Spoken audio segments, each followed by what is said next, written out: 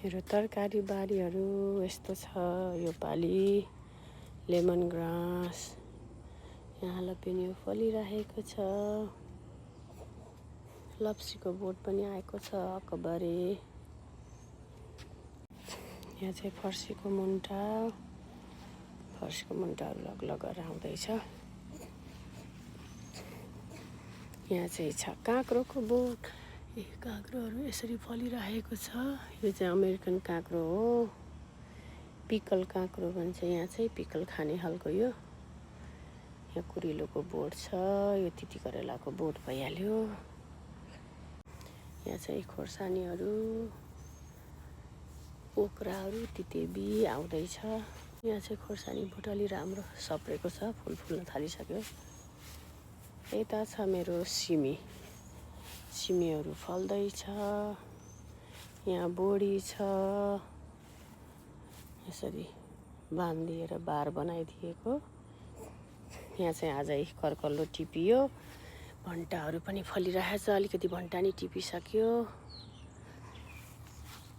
यहाँ चाहिँ bell pepper पनि टिपेर लगेको छ आज। यो सानो सानो कोरियन कि थाई पेपरहरू। अनि यहाँ अकबरे फल्दैछ है। यहाँ पनि भन्टाहरू फलिरहेको छ। यो मुनिमुनिको पातहरू सबै टिपिदिएको यसरी। यहाँ यो सानो सानो टोमेटोहरू फल्दैछ।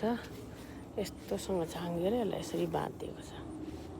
के गर्नु, बेसरी झ्याम्म भएर अँध्यारो हुन लागिसक्यो। यहाँ अलिबेदको बोट छ। यस्तै छ हो मेरो बारी त। यता चाहिँ फुलबारीहरू छ। राति हुन लागिसक्यो। उज्यालोमा राम्रोसँग देखाउँला। अहिलेलाई चाहिँ अँध्यारोमा यसरी। यहाँ धनियाँ पाकेछ।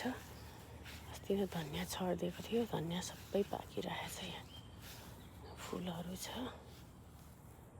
यहाँ नि फुलहरू छ। यस्तो छ हो मेरो बगैँचा, फुलबारी र तरकारी बारी। यो ब्याकयार्डमा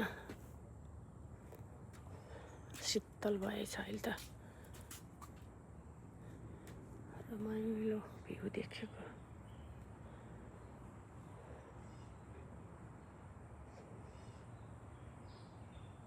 हजुरहरूले नि के रोप्नुभयो कमेन्ट गर्नुहोस् होला।